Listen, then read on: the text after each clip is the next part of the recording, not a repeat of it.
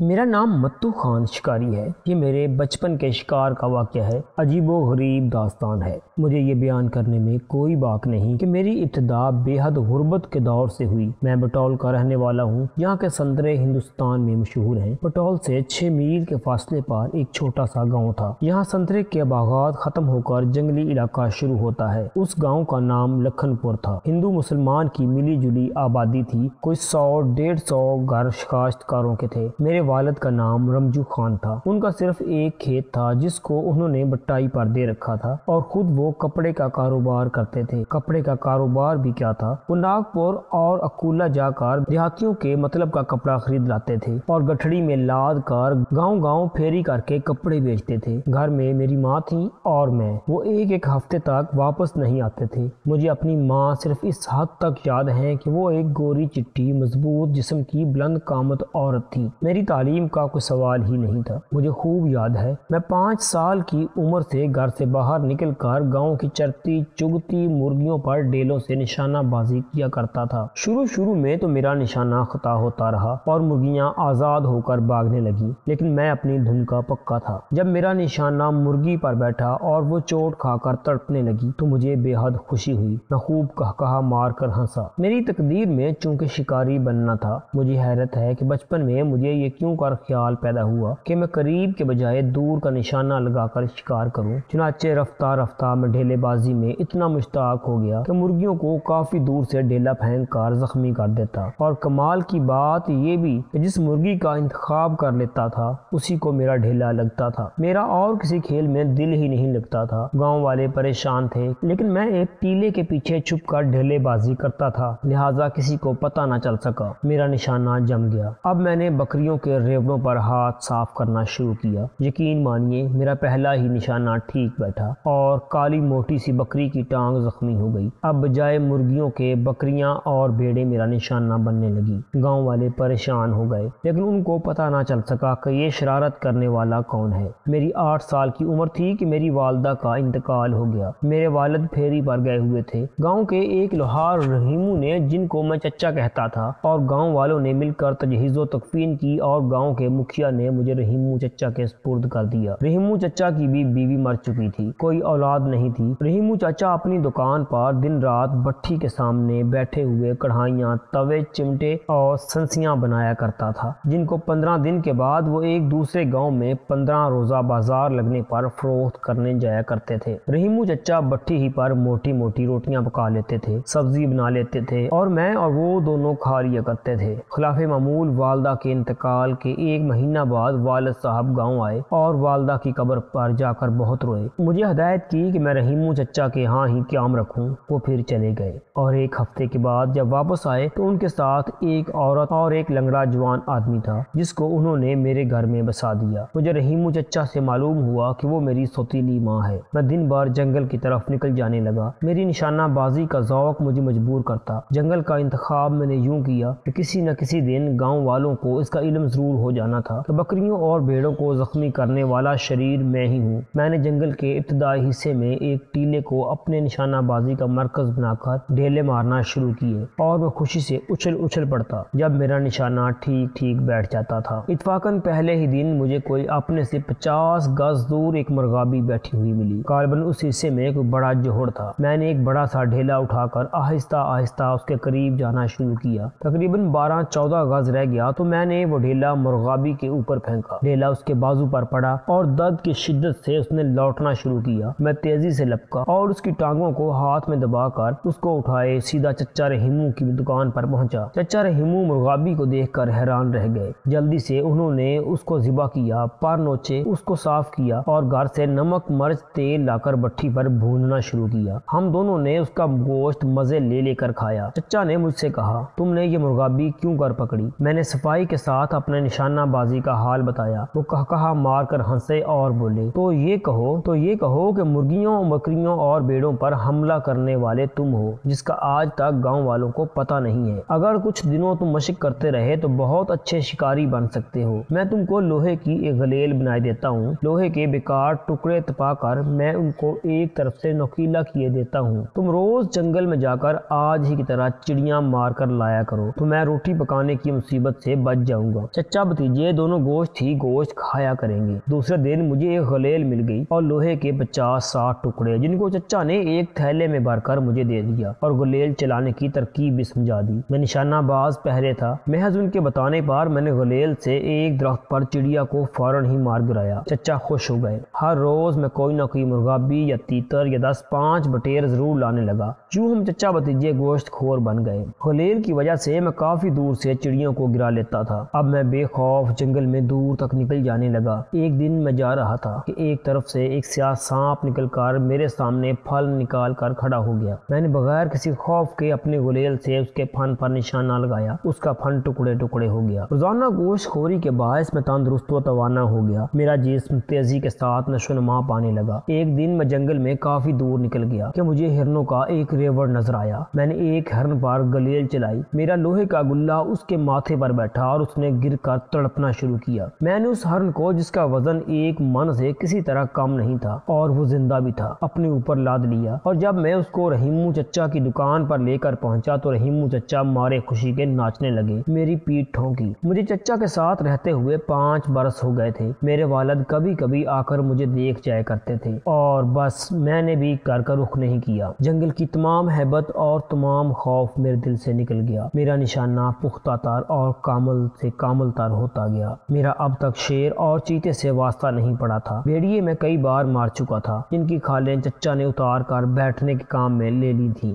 گوشت گاؤں کے کتوں کو ڈال دیا تھا۔ 13 سال کی عمر میں 18 سال کا نوجوان نظر آتا تھا۔ گوشت خوری، جنگل کی آب و ہوا، پرسکون اور آزاد زندگی نے مجھے قبل از وقت جوان کر دیا تھا۔ میں اپنے جسم میں بے اپنا طاقت بھی محسوس کرتا تھا۔ ایک دن گاؤں میں شور اٹھا کہ لچمن چرواہے کو شیر اٹھا کر لے گیا ہے۔ وہ ریوڑ کے ساتھ گھر واپس آ رہا تھا کہ ریوڑ واپس آ گیا، لیکن وہ غائب تھا۔ اس کے نہ آنے پر گاؤں والے لاٹھیاں لے کر اس راستے پر بڑھے۔ ابھی سورج ڈوبنے میں 1 گھنٹہ باقی تھا کہ ان لوگوں کو جس مقام پر شیر نے چرواہے کو پکڑا تھا، اس مقام پر خون کا تھالا نظر آیا، اور شیر اپنے شکار کو منہ میں دبا کر جس طرف لے گیا تھا، خون کے دھبے برابر نظر آ رہے تھے۔ کوئی 1 میل تک انہیں خون کے دھبے نظر آتے رہے، یہاں تک کہ انہیں لچمن کی آدھ کھائی لاش ملی۔ گاؤں بھر میں قہرام مچ گیا۔ میں اس وقت مرغابیاں شکار کر رہا تھا۔ میں نے 3 مرغابیاں مار لی تھیں۔ ان کو لیے ہوئے چچا رحیمو کے ہاں آ رہا تھا۔ دوسرے دن گاؤں کی ایک بڑھیا فجر کے وقت حوائج ضروریہ کے لیے بیٹھی ہی تھی کہ شیر اس کو دبا کر لے گیا۔ اس کی چیخیں سن کر گاؤں والے دوڑے، لیکن کوئی پتہ نہیں چلا۔ مسلسل 5 دن تک گاؤں کے رہنے والے شیر کے ہتھے چڑھنے لگے تو گاؤں والوں نے گھبرا کر مکھیا سے کہا، جو سیدھا ناگپور ڈپٹی کمشنر کے پاس پہنچا۔ وہاں سے فوراً ہی 3-4 شکاری گاؤں بھیج دیے گئے۔ میں ان کا ساز و سامان دیکھ کر حیران رہ گیا۔ ان کے ساتھ ٹارچیں تھیں، بندوقیں تھیں، تھرماس تھے۔ وہ گاؤں میں آ کر مکھیا کے مہمان ہوئے۔ گاؤں والوں نے ان کی خوب خاطر مدارت کی۔ انہوں نے جا کر ان مقامات کا معائنہ کیا جہاں جہاں حادثات ہوئے تھے۔ انہیں کوئی نشان نہ مل سکا۔ وہ رات میں تھک کر سو رہے تھے کہ 4 بجے چیخو پکار کی آوازیں بلند ہوئیں۔ گاؤں والے لالٹینیں لے کر نکل پڑے۔ مرلی دھرنیے کو شیر اس کے گھر سے اٹھا کر لے گیا تھا۔ ایک طرف کی دیوار ٹوٹی ہوئی تھی، جسے پھاند کر وہ اندر آیا اور اسے منہ میں دبا کر شیر دیوار کو پھاند کر لے گیا۔ جب شکاریوں کو اس واقعے کی اطلاع ملی تو صبح ہو رہی تھی۔ پہلے تو شکاریوں نے ناشتہ کیا، چائے پی اور دن نکلنے پر مرلی دھرنیے کے مکان پر پہنچے۔ گاؤں والوں کے ساتھ میں بھی ہو لیا۔ جہاں مرلی دھرنیے کو شیر نے دبایا تھا وہاں خون کا تھالا جمع ہوا تھا۔ دیوار پر خون کی بوندیں تھیں۔ دیوار کے باہر جس طرف شیر لاش کو لے کر چلا تھا خون کے نشانات موجود تھے۔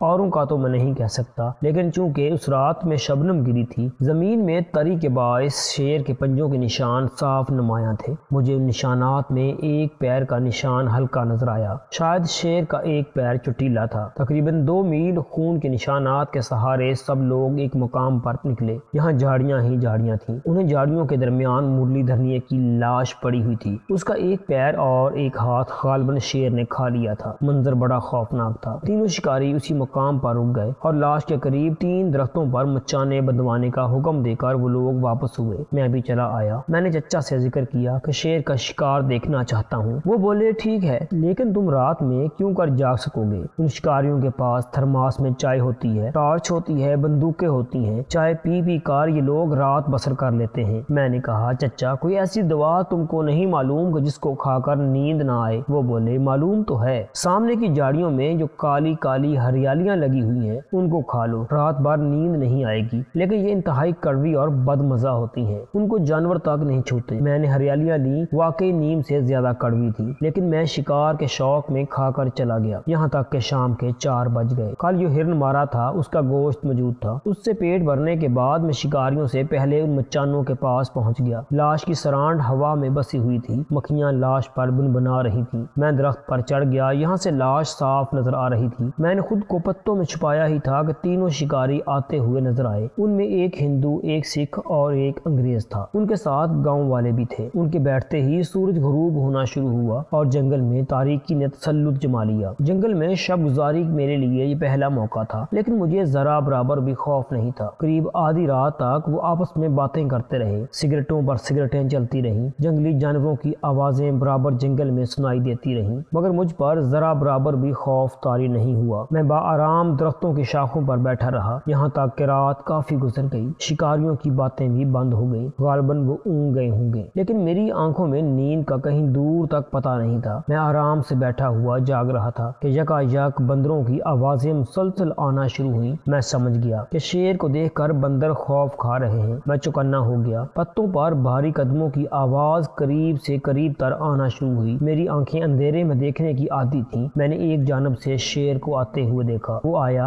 اور لاش کے پاس بیٹھ کر آرام سے لاش کو کھانے لگا۔ ہڈیوں کی کڑکڑاہٹ صاف سنائی دے رہی تھی۔ غالباً کسی شکاری کی آنکھ کھل گئی۔ ٹارچ کی روشنی کا حالہ بیٹھے ہوئے شیر پر پڑا۔ وہ روشنی میں نہا گیا۔ ایک فائر کی آواز ہوئی۔ غالباً گولی شیر کو نہیں لگی۔ وہ زور سے دھاڑا اور جس طرف کی مچان سے فائر ہوا تھا اس پر اس نے زمین سے پیٹ لگا کر جست لگائی۔ دوسرے درختوں پر بیٹھے ہوئے دونوں شکاریوں کی ٹارچوں سے بھی شیر پر اس وقت روشنی پڑ رہی تھی۔ شیر نے پہلے فائر والے کی مچان پر اپنا پنجہ اس طاقت سے مارا کہ مچان ٹوٹ گیا اور میں نے شکاری کو زمین پر گرتے ہوئے دیکھا۔ اس موقع پر دوسرے شکاریوں نے بھی شیر پر فائر کیے، لیکن سب غالباً خالی گئے۔ شیر زمین پر گرے ہوئے شکاری کی طرف پنجہ اٹھا کر بڑا ہی تھا کہ میں نے اسی گلیل میں لوہے کا نوک دار گلہ لگا کر شیر کی آنکھ پر مارا۔ گلہ شیر کو اس وقت لگا جب وہ اپنا پنجہ شکاری پر مارنا چاہتا تھا۔ شیر کی آنکھ گلہ لگتے ہی پھوٹ گئی۔ اس نے ایک زور سے دھاڑ ماری اور پچھلے پاؤں چیختا ہوا جنگل میں بھاگ گیا۔ اس کی چیخوں کی آوازیں مسلسل دور ہوتی نظر آ رہی تھیں۔ جب چیخیں بالکل بند ہو گئیں اور صبح کے آثار رونما ہونے لگے تو دونوں شکاری مچانوں سے نیچے اترے اور زمین پر گرے ہوئے شکاری کے پاس پہنچے۔ غالباً اس کا ایک کلہ اتر گیا تھا، اٹھنے سے معذور تھا لیکن ہوش میں تھا۔ میں درختوں میں چھپا بیٹھا رہا۔ یکا یک ایک شکاری نے متواتر کئی ہوائی فائر کیے جن کی آوازوں پر گاؤں والے فوراً ہی موجود ہوئے۔ زخمی شکاری کے لیے گاؤں سے پلنگ لایا گیا اور اس کو لاد کر گاؤں لے جایا گیا۔ اس کے ساتھ ہی دوسرے شکاری جب جنگل سے چلے گئے تو میں درخت سے نیچے اترا۔ جب میں اس جگہ پہنچا جہاں شکاری گرا تھا تو مجھے وہاں ایک ٹارچ، ایک تھرماس اور ایک تھیلا نظر آیا۔ میں نے وہ تینوں چیزیں اٹھا لیں اور ایک دوسرے راستے سے رحیمو چچا کی دکان پر پہنچا۔ میں نے ان تینوں چیزوں کو واپس کرنا مناسب خیال نہیں کیا، ورنہ گاؤں والے مجھے الزام دیتے کہ میں وہاں کیوں موجود تھا۔ ٹارچ کی مجھے بھی ضرورت تھی اور تھرماس کی بھی۔ تھیلا کرمچ کا بنا ہوا تھا اور اس کے کھولنے پر مجھے اس میں ڈبل روٹی کے ٹکڑے ملے اور اس میں ایک کتاب انگریزی زبان میں چھپی ہوئی ملی، اس میں تصویریں تھیں۔ میں نے اس کتاب کو دیکھنا شروع کیا۔ کتاب تو میں پڑھ نہیں سکتا تھا، کتاب میں غالباً شکاریوں کے حالات تھے۔ ایک تصویر میں نے سیاہ قد آور آدمیوں کو بلم سے شیر کا شکار کرتے ہوئے دیکھا۔ میرے دماغ میں پہلی بار بلم کا خیال پیدا ہوا۔ میں نے رحیمو چچا سے کہا، مجھے ایک بلم بنا دو چچا، میں اب بلم سے شکار کی مشق کرنا چاہتا ہوں۔ وہ بولے، اچھی بات ہے۔ انہوں نے اسی دن مجھے ایک ہلکا سا بلم بنا دیا جس کو لے کر میں چلا گیا۔ میں نے بلم کو نشانے پر پھینکنے کی مشق شروع کی۔ گلیل کی نشانہ بازی کی مشق اس میں بھی کام آ گئی۔ ایک ہفتے کے اندر ہی میں نے کئی تیتر، مرغابیاں بلم سے چھید ڈالی، ایک ہرن بھی بلم سے زخمی کر کے گرا لیا۔ اب میں گلیل اور بلم دونوں ساتھ رکھنے لگا۔ ادھر میرے گاؤں والوں کو سکون ہو گیا۔ اس شیر نے اب ایک دوسرے گاؤں کے لوگوں کا شکار شروع کر دیا جو یہاں سے 10 میل دور تھا۔ سرکاری کام سے جب شکاری وہاں پہنچے تو شیر نے ایک تیسرا گاؤں تاک لیا اور اب وہاں سے لوگوں کے اٹھائے جانے کی خبریں آنے لگی۔ سرکاری کارندے اور شکاری بھی حیران تھے کہ جب وہ کسی گاؤں میں وقوع کرتا تھا اور شکاری پہنچے تھے تو کیا جانے اسے کیوں کر خبر ہو جاتی تھی اور وہ اس گاؤں کو چھوڑ کر دوسری بستیوں پر حملے شروع کر دیتا تھا، یہاں تک کہ 2 سال کی مدت گزر گئی۔ اس آدم خور نے تقریباً 60-70 آدمی ہلاک کر ڈالے۔ ہر گاؤں کے لوگ ہراساں اور پریشان نظر آنے لگے۔ کھیتی باڑی کے اوقات میں بھی 2-1 فالتو آدمی کھیتوں کی نگرانی پر ڈٹے رہتے تھے۔ وہ دن میں بھی تنہا آدمی کو نہیں چھوڑتا تھا۔ حکومت نے گھبرا بلا کر 1000 روپے نقد کا اعلان کر دیا۔ بڑے بڑے جگادری شکاری آئے لیکن آ کر ناکام ہی گئے۔ ایک دن میں رحیمو چچا کی دکان پر بیٹھا بٹھی سلگا رہا تھا کہ میرے والد آئے اور آتے ہی مجھ سے لپٹ کر رونے لگے۔ میرے پوچھنے پر انہوں نے کہا، بیٹا میرا سارا روپیہ ڈوب گیا ہے، میں پیسے کو محتاج ہو گیا ہوں۔ جن جن لوگوں کو میں نے قرض کپڑا دیا تھا وہ سب لے کر بھاگ گئے، اب صرف کھیت ہی کھیت رہ گیا ہے۔ میں نے کہا، آپ گھبرائیے نہیں، اللہ مالک ہے۔ ان کے جانے کے بعد مجھے پہلی بار 1000 روپیہ انعام حاصل کرنے کا خیال پیدا ہوا۔ وہ آدم خور نردولی کے آدم خور کے نام سے مشہور تھا۔ یہ گاؤں میرے گاؤں سے 25 میل دور تھا۔ وہاں اس نے مسلسل گاؤں والے شکار کیے تھے اور اب تک وہ اس کے قریب جنگلات میں موجود تھا۔ کئی شکاری نردولی میں مستقل مقیم تھے اور وہ ظالم آدم خور ان کی موجودگی میں ہر روز کسی نہ کسی آدمی کو شکار کر لیا کرتا تھا۔ پاڑے بھی باندھے گئے، مچان بھی بندھے، رات رات بھر شکاری اور گاؤں والے شیر کی فکر میں رہے، لیکن وہ ہاتھ آنا تھا نہ آیا۔ رحیمو چچا سے بغیر کہے ہوئے میں نردولی روانہ ہوا۔ میرے ساتھ اب ٹارچ بھی تھی جس کے سیل میں نے شہر سے منگوا کر بھروا لیے تھے، تھرماس بھی تھا جس میں میں نے چائے بنوا کر بھر لی تھی، وہ تھیلا بھی تھا جس میں نیند اڑانے والی پپریاں اور نکیلے گلے میں نے بھر لیے تھے، کچھ روغنی روٹیاں بھی رکھ لی تھی۔ گلیر اور بلم ہاتھ میں لے کر میں جنگل روانہ ہوا۔ نردولی جنگل کی پگڈنڈیوں سے 10 میل پڑتا تھا اور سڑک کے راستے سے 25 میل۔ میں بآرام 2.5 گھنٹوں میں نردولی پہنچ گیا۔ نردولی میں شکاریوں کے کئی خیمے گاؤں سے باہر لگے ہوئے تھے، ان کی خاطر تواضع میں گاؤں والے اپنی حیثیت سے زیادہ لگے ہوئے تھے۔ میں اس گاؤں کے لیے نیا آدمی تھا، ٹھہرنے کا بڑا مسئلہ تھا، لیکن میرے لیے یہ مسئلہ کوئی اہمیت نہیں رکھتا تھا۔ میں جنگل میں ایک گھنے درخت کے نیچے بیٹھ گیا، کھانا میرے ساتھ تھا، میں نے دوپہر کاٹ لی۔ شکاریوں کے لیے مچان مختلف مقامات پر باندھے جانے لگے۔ مچان کے نیچے ایک بکرا باندھا گیا تو 5-6 شکاری تھے اور سب کے سب مشہور۔ ان مچانوں سے تقریباً 2 فرلانگ کے فاصلے پر میں نے ایک درخت کو اپنے بسیرے کے لیے منتخب کر لیا۔ میرے سامنے نہ کوئی پروگرام تھا اور نہ کوئی امید کامیابی۔ میں پچھتا رہا تھا کہ میں کیوں آیا۔ اسی میں شام ہو گئی۔ میں درخت پر چڑھ کر بیٹھ گیا۔ چاند آج کل رات کو 12 بجے کے بعد نکلنے لگا تھا۔ رات یوں بڑھتی گئی، جنگل کا سناٹا بھیانک سے بھیانک تر ہوتا گیا۔ چونکہ میں مچانوں سے کافی دور تھا لہٰذا شکاری کا کوئی احوال مجھے معلوم نہ ہو سکا۔ یکایک چاند نکلا اور جنگل چاندنی میں نہا گیا۔ مجھے نیند کے جھونکے آنے لگے۔ میں نے چائے پر چائے پی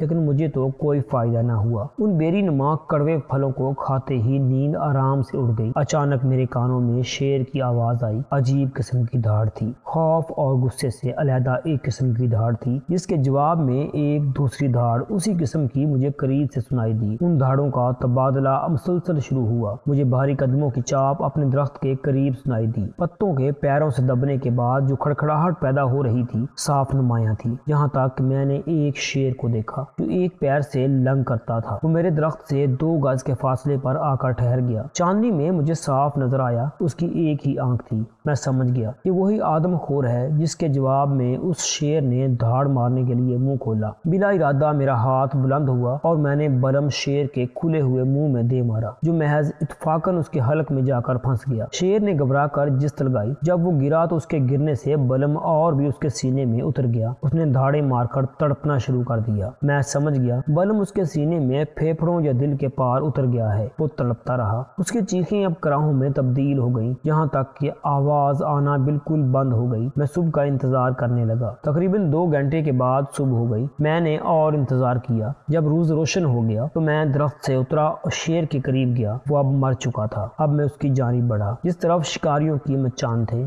شکاری مچان سے اترے ہوئے کھڑے تھے اور سب کے سب حیران نظر آ رہے تھے۔ ان کو گھیرے ہوئے گاؤں کے 20-25 آدمی کھڑے تھے۔ میں نے گاؤں والوں سے کہا، میں نے آدم خور کو بلم سے مار ڈالا ہے، آپ لوگ چل کر اس کو اٹھا لیں۔ ایک شکاری نے کہا مارتے ہوئے کہا، ارے لڑکے کیوں الو بنا رہا ہے، کہیں بلم سے شیر مارا جاتا ہے؟ میں نے کہا، سانچ کو آنچ نہیں، 2 فرلانگ تک آپ کو چلنا ہوگا، خود آپ لوگ دیکھ لیں گے۔ وہ لوگ بادل نخواستہ ساتھ ہو لیے۔ شیر کو مرا ہوا دیکھ کر وہ لوگ حیران رہ گئے۔ ان میں اسی شکاری نے کہا، لیکن اس کا کیا ثبوت ہے کہ تم نے اس کو بلم سے مارا ہے؟ میں نے کہا، گاؤں لے جا کر اس کی کھال دڑوائیے، اس کے حلق سے میرا بلم برآمد ہو جائے گا۔ دیہاتیوں نے شیر کی لاش کو 2 ڈنڈوں میں لگا کر گاؤں کا رخ کیا۔ جب جب شیر کی خال اتاری گئی تو اس کے اندر سے میرا بلم برآمد ہوا جو شیر کے پھیپھڑوں میں گھسا ہوا تھا۔ سارے شکاری حیران ہو گئے۔ مکھیا نے اس کی اطلاع فوراً ناگپور کی کمشنری کو بھیجی، جہاں سے دوسرے دن میری طلبی ہوئی۔ میرے پہنچنے پر افسران کو مجھے دیکھ کر یقین نہیں آ رہا تھا کہ میں نے بلم سے شکار کیا ہے۔ میں نے بلم ہاتھ میں لے کر دور جاتی ہوئی ایک بکری پر بلم پھینک کر وار کیا۔ بکری بلم سے چھد کر گر گئی۔ مجھے سرکار سے 1000 روپیہ انعام کا اور ایک بندوق کا لائسنس ملا اور مجھے ایک شکاری کے سپرد کیا گیا کہ میں اس سے بندوق چلانا سیکھ لوں۔ وہ 1000 روپیہ لا کر میں نے اپنے والد کے قدموں میں ڈال دیا۔ وہ دن ہے اور آج کا دن میرے نشانے اور شکار کا جواب نہیں۔ انسان کا عزم، محنت اور مشق انسان کو کامیابی کی منزل سے ضرور روشناس کرا دیتی ہے۔